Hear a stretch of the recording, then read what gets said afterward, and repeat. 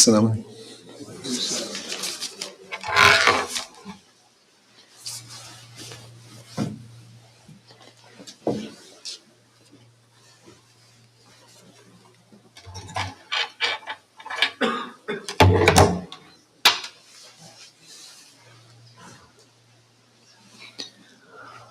الله أكبر الله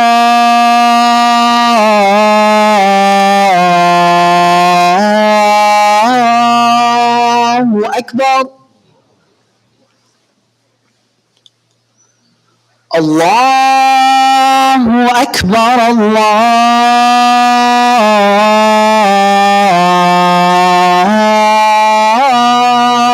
أكبر أشهد أن لا إله إلا الله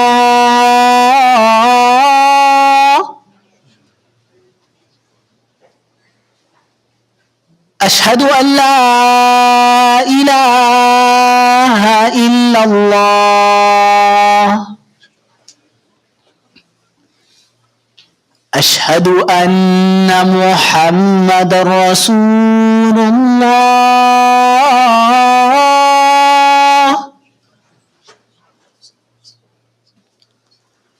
أشهد أن محمد رسول الله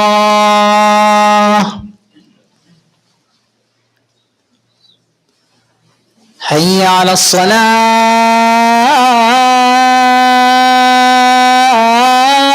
الصلاة حي على الصلاة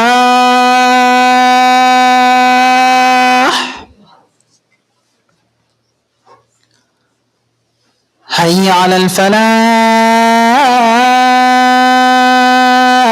الفلاح حي على الفلاح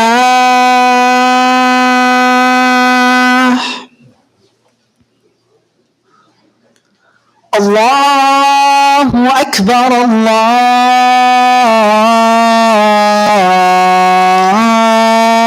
الله أكبر لا إله إلا الله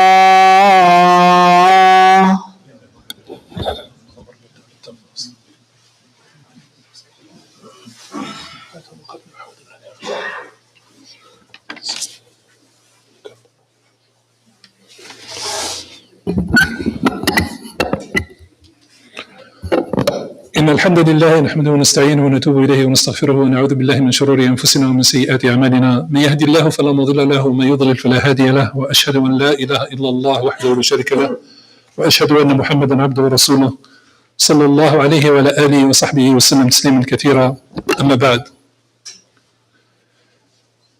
Respected elders, dear sisters and dear brothers, I thought it might be beneficial to us, inshallah ta'ala, today to reflect on the event of Al-Isra wal-Mi'raj. This extraordinary event at its anniversary happened about 2 or 3 days ago, which is on the 27th of Rajab in the Muslim calendar according to the majority of the scholars. A few corner case opinions about people thinking that it might have taken place in different times.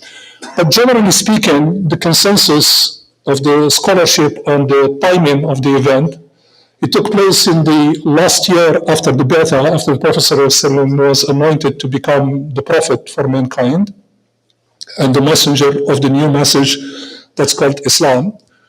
And then it happened just on the tail end of all of his rather difficult journey within the community of Mecca, that he spent the better part of his 10 years trying to call people to what's right, trying to call people to the truth, to enlightenment, to faith, to authenticity, and to their salvation. And he has been met from probably at the beginning denial, to then stiff resistance, to then violent resistance, which ultimately culminated into an attempt on his life. And as the Prophet ﷺ trekked to this entire ordeal of having to endure it for about 10 years on his home turf, Allah subhanahu wa ta'ala saw it fit to gift him something that in the history of authentic religions, mytho-religions, and mythologies has no equivalent. This event of Al-Isra al-Mi'raj has absolutely no equivalent that compares point by point to the extraordinary miracle that the Prophet ﷺ, was gifted. There are many ways to reminisce about an event as auspicious and ominous as that of Al-Isra al-Mi'raj. So I'll begin by probably providing some clarity as to the way I am not going to do it, because those approaches and methodologies can be dealt with self-service. So to start taking us chronologically from the first step he took to intermediate steps he took to the last step he took and who he met and what he saw and all that, alhamdulillah Rabbil Alameen, that in the age of something that is essentially information culture, where the authentic information is available to us at our fingerprints, to take essentially the airwave of the khutbah to try to simply regurgitate that is not really significant value add. That doesn't mean that we don't respect the material. It's simply to be sensitive to your needs and the sacrifices you make to be here to attend the service. So that can be self-service, and inshallah you can find it wherever you would like. And there are plenty of copious sources that you can certainly review. The piece I'm going to deal with is to really take that event and say, what does it mean to us today? And what can I do with it in my life, in my personal life? Because Islamic history is not antiquarian. The purpose behind events that get documented in Islamic history is not to archive them authentically in some place so the record is accurate and sits out there. That's not the purpose of why we teach the stories of old. The purpose is to breathe life into them and make them inspiring and transformative. So the objective is to transform our lives. So when we tell ourselves those stories, it's not for us to bob our heads left and right in nostalgia and feeling the old good days and all of those things. That's not the intent or the purpose of why this teaching is conserved and very carefully curated. But the purpose of it is to be literally used as an antidote, as a vaccine, as a booster, that every time that the story is told again, it becomes an inspiration, it becomes a boost, it lifts us up to a whole level of understanding and experience in our humanity. So that's the purpose for which we come back and we tell ourselves the stories of the life of the Prophet ﷺ. So before I dive into synthesizing the entire event of Al-Isra al-Mi'raj into the 3 points that I'm trying to communicate today, I wish to take a very small detour and inject in it right from the outset what I call this personal dimension of relating into the story. Remember many years ago, reading a poem by an American man who came later on to become a mystic of Islam. And I don't memorize it faithfully word for word, but I roughly remember its wordings and its plot to go like this. She says, I built a home next to the sea, and between us there was sand. I thought of making my home out of sand, then I thought it to be unwise.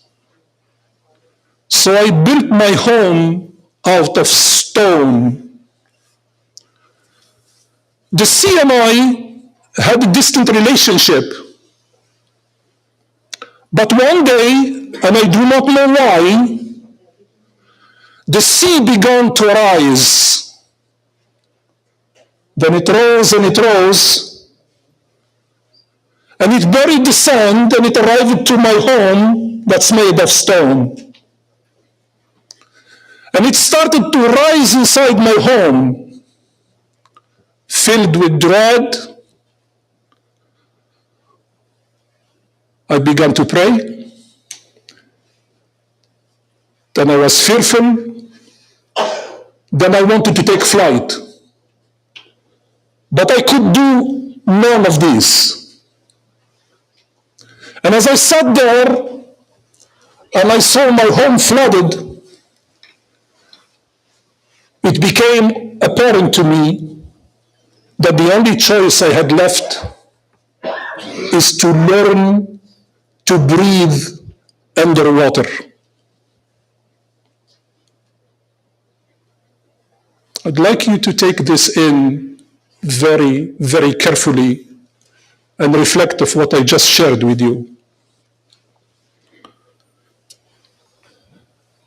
I am in a phase in my life where words like these are not mere vibrations that come from a vocal cord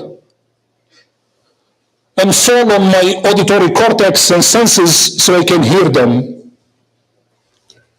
They become words that speak in ancient wisdom, and they land directly in my heart as a lived experience.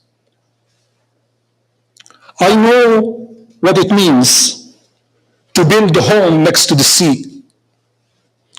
I know what it means to be tempted to build a house out of sand. I know what it means to have made the choice to then build a house out of stone. And I've experienced what it means to have your home flooded. And then, yes, I absolutely experienced what it means when you are filled with dread and you can no longer run, and the only choice left to you is to learn to breathe underwater.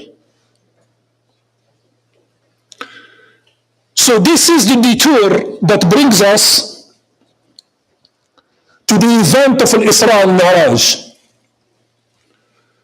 The Prophet ﷺ gets this extraordinary gift in Ghar Hira, and being the generous person that he is, when God gives him the blueprint of salvation, he doesn't hoard it. He runs to his family and to his tribe and to his kin and to everybody he knows, and he says, I received this gift and I want to share it with you. And the answer is, thank you, no thank you. We don't want your gift. In fact, we actually don't want you here. We don't want you to be amongst us anymore. And so the Prophet ﷺ saw the sand of the liminal space between him and his community and his tribe shrink. He goes to Dar al-Arqam and he tries to build a home out of stone, a place where the hand of the idolaters cannot come and reach and undermine his project. And that fails. And they come and they reach and they attempt to undermine his project. So in this analogy, the sea came to him and he began to drown. But as is the guidance of our beloved Prophet ﷺ and the protection of Allah being on him, instead of going away, what the Prophet ﷺ learned to do is to breathe underwater. Is to say, I see this, and it's a tough run, and it's hard to see where it's going to go next. But the following is going to happen.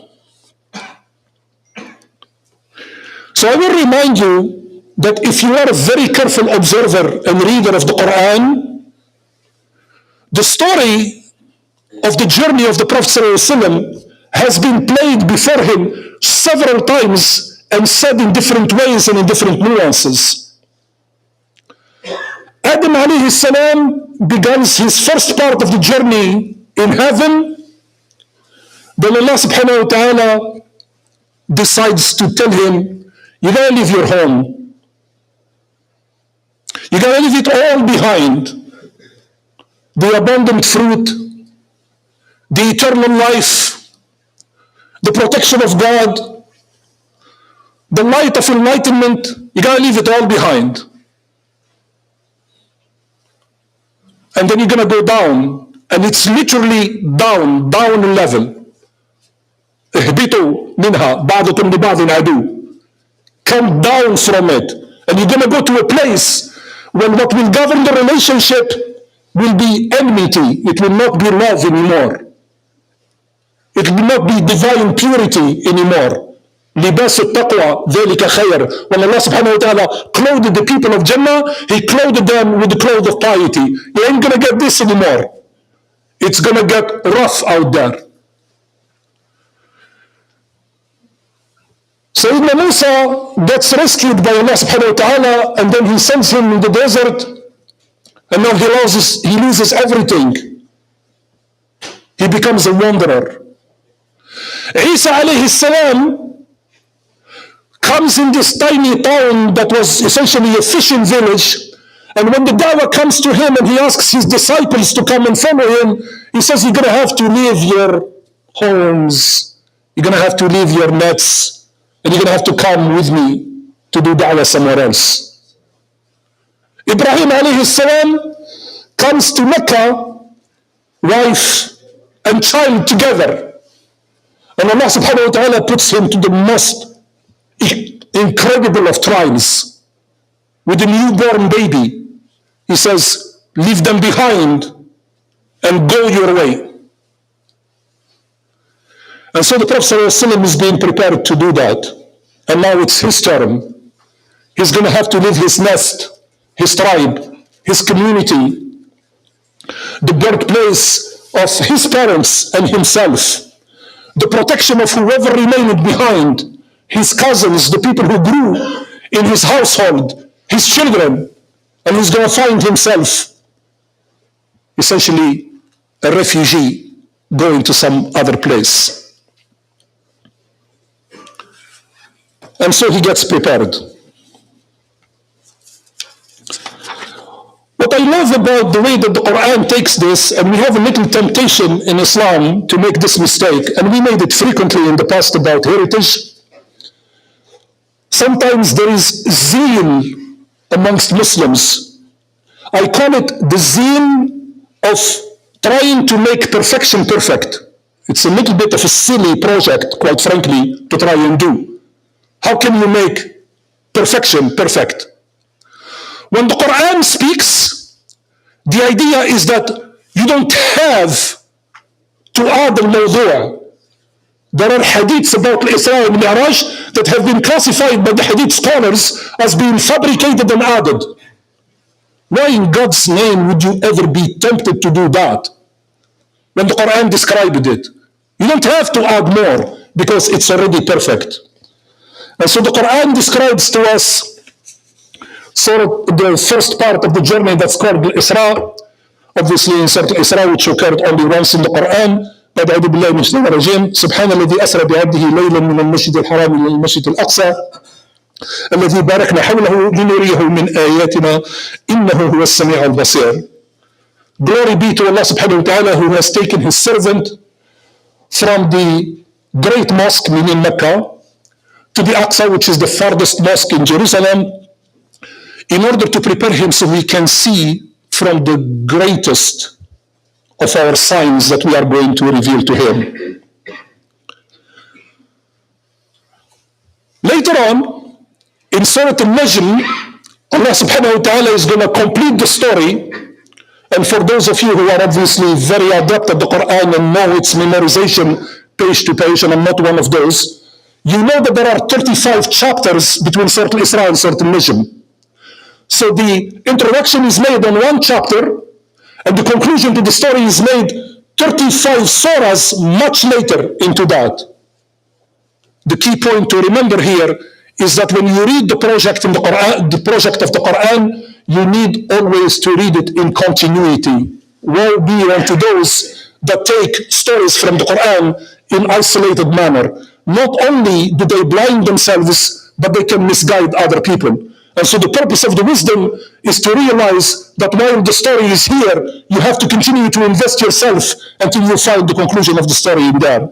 And the conclusion of the story is in Surah Al-Najm, after Allah subhanahu wa ta'ala describes the entire interaction of the Prophet ﷺ with Jibreel, then he describes رَأَى مِنْ آيَاتِ رَبِّهِ الْكُبْرَى, and then he brought him in to see of the greatest ayat into that. The concept of a mi'raj, to ascend to the heavens, the term ascend should be used with inverted quotes because we don't exactly know what that means. In which direction is heaven is something that is not in the material world. So those of you who have the temptation to become fancy cosmologists and physicists and who try to very quickly describe this in some sort of equation or some sort of space, don't go there. It's a hyper language that's attempting to describe something else. But the idea of a mi'raj as an idea by itself, that appeared more than once in the Quran. We actually have an entire chapter that's called Surah Al-Ma'arij. And that reality in the Quran of Surah Al-Ma'arij describes this thing that is outside the material world, that is roamed by these creatures that are not human, that are called angels, that take care of business in that domain that we believe in, but we don't know what it is, because that's what that faith is. So in the second leg, Sayyidina Jibreel accompanies the Prophet ﷺ, and then he arrives to a certain point that, if you want to use a fancy term in English, you might call it a Rubicon, which is this point of no return, in which Jibreel realizes that that's the end of his leg.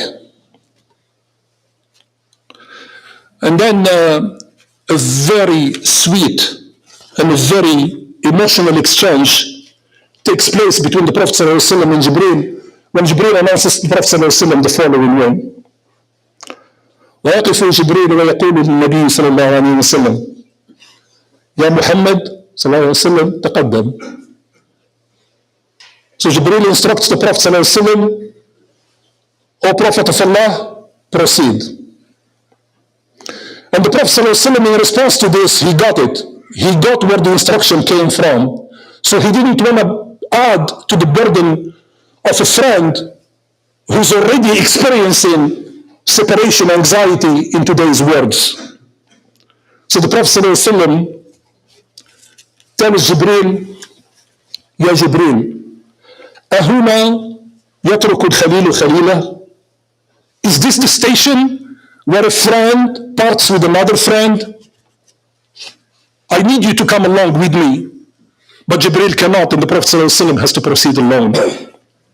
And Allah subhanahu wa ta'ala opens him into an experience that you all know about, which I'm not going to cover because our time is rather short. So I'm going to take this symbolism into these elements, and I'm going to close this khutbah with two lessons that are highly practical that we have to take with us in here. The first one is this. Perhaps some of us have, and perhaps some of us have not. But I am certain of one thing. Whatever you think are your personal tribulations at a personal level or a community level, in comparison to what the Prophet ﷺ endured, they don't compare. Because they just cannot. How do we know that? Because Allah subhanahu wa ta'ala has told us that the trials of prophets and messengers are on a whole different level in terms of the difficulties that they endure. So what do we learn from Al-Isra al-Miraj? We learn what the Prophet ﷺ learned. When he returned ready. So let me give you a little factoid that has always been a splinter in my mind that I never quite understood. I have a little thesis about it. It's not very founded, but it's an interesting little thesis about it. The Prophet ﷺ in Jerusalem prayed as a prayer leader in front of 125,000 prophets and messengers who all have come before him. Yet, when he goes to a Mi'raj, how many does he meet with? 8. And why the particular 8 from the 125,000? It's 7 layers, but he meets with 8. Because when he meets with Yahya, he meets together with Isa together in the same place. In case you are doing the math. Why? Why the particular ones? Nuh was not on the list. You would think that the person who rebooted all of humanity after Adam would have something that the Prophet ﷺ would want to look at. He wasn't on the list. Why is that? My thesis is, in that portion of the journey, Allah subhanahu wa ta'ala presented the Prophet ﷺ with the archetypes of the prophets and the people and the relationships that they had that he is going to encounter when he goes to Medina. So when he goes further, he's not relying merely on his memory about where he came from, but he has also a blueprint of what he needs to deploy where he's about to go. And this way, his journey can be guaranteed for success. So that's the reason for that particular element into it.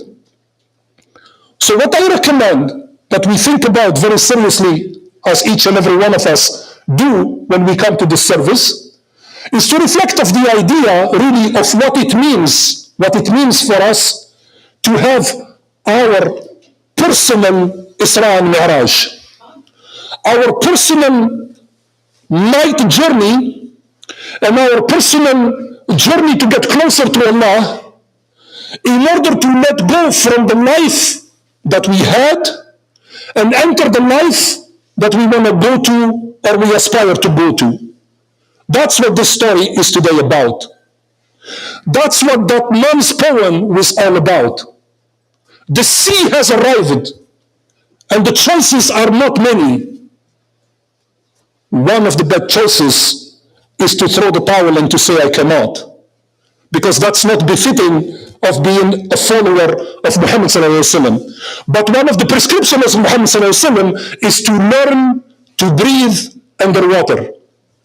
Yes, the world is incredibly cruel. Yes, it's disproportionately coming at Muslims with every possible cruelty that they can.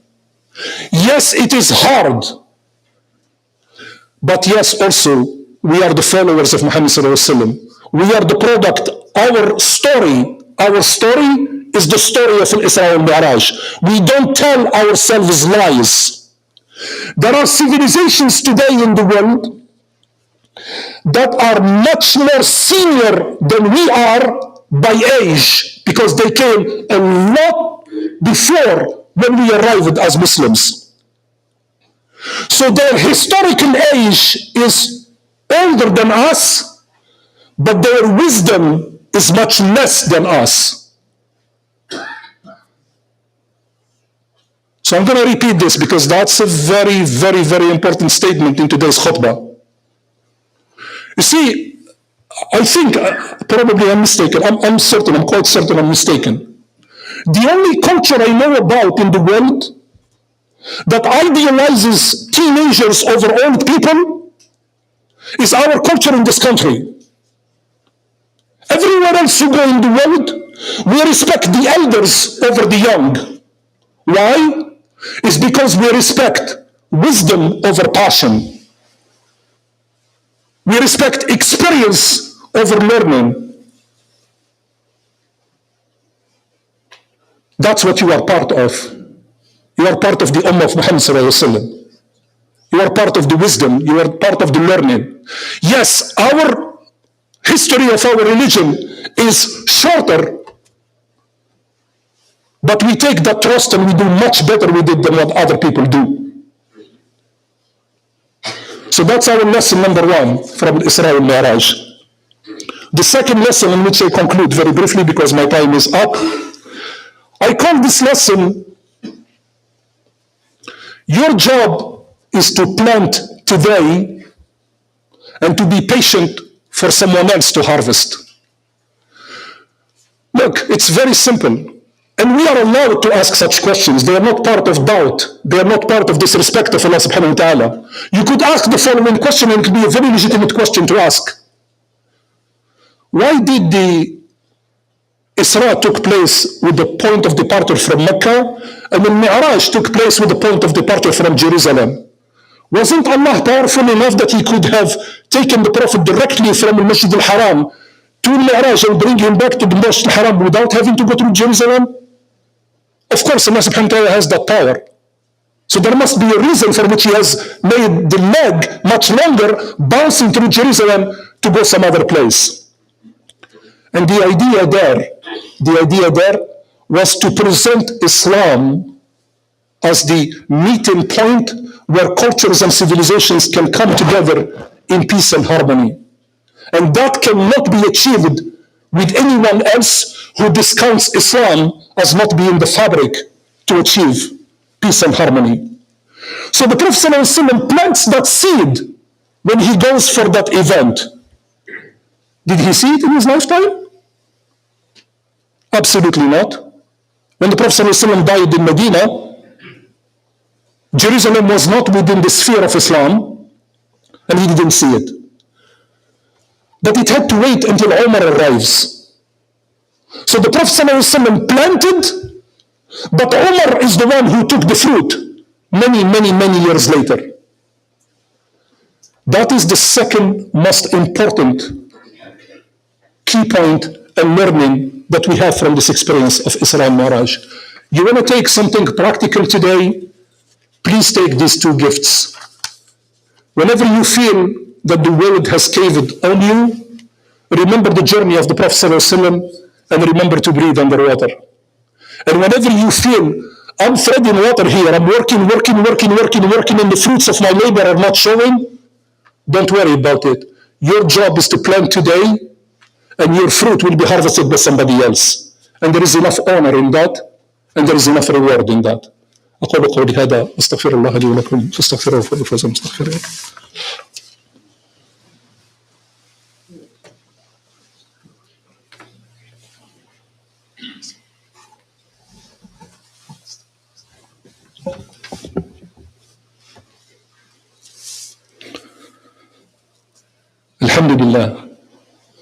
الحمد لله رب العالمين، وأشهد أن لا إله إلا الله وحده لا شريك له، وأشهد أن محمدا عبده ورسوله صلى الله عليه وآله وصحبه وسلم تسليما كثيرا. ربنا آتنا في الدنيا حسنة وفي الآخرة حسنة وقنا عذاب النار. اللهم لا تدع لنا ذنبا إلا غفرته، ولا هما إلا فرجته، ولا دينا إلا قضيته، ولا مريضا إلا شفيته، ولا مبتلا إلا عافيته، ولا ضالا إلا هديته، ولا غائبا إلا رددته، ولا مظلوما إلا نصرته، ولا أسيرا إلا فككته، ولا ميتا إلا رحمته. اللهم انصر من نصر دين محمد صلى الله عليه وسلم واجعلنا منهم، واخذل من خبر دين محمد صلى الله عليه وسلم ولا تجعلنا منهم. عباد الله، أوصيكم ونفسي بتقوى الله وأقم الصلاة إن الصلاة تنهى عن الفحشاء والمنكر. Can you please, if you don't mind, just sit down for 1 second. If you don't mind, just sit down for just 1 second, please. We have the distinct honor and privilege today to have a shahada taking place immediately after the prayers.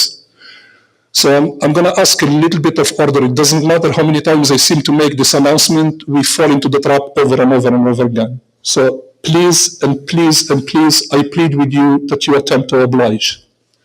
After the prayer, if your time is short and you need to leave and you need to pray sunnah, can you please move to your left back of the mosque? For those who want to participate, leave this place here so we are not having the ceremony in front of somebody praying. I feel extremely uncomfortable when that happens. So if you would be so kind and you have to leave urgently and pray your sunnah, please go to the back left of the mosque, do your sunnah there, and then inshallah you can leave. If you can grant us the honor and the blessing of being present with us as we go to the ceremony, which might take just 5 minutes, we warmly invite you to stay amongst us, inshallah ta'ala, and benefit from that. So immediately after the taslim, we will call the brother to come up front and we will do it together, inshallah. May Allah bless you. Alaikum salam.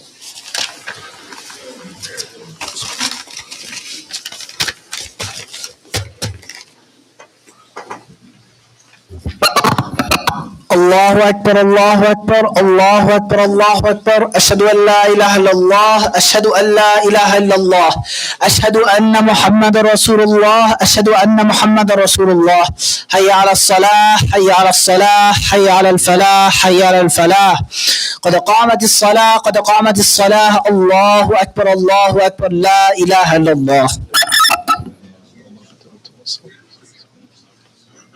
استووا اعتدلوا. If you don't mind going to your right, please. There is some room on your right.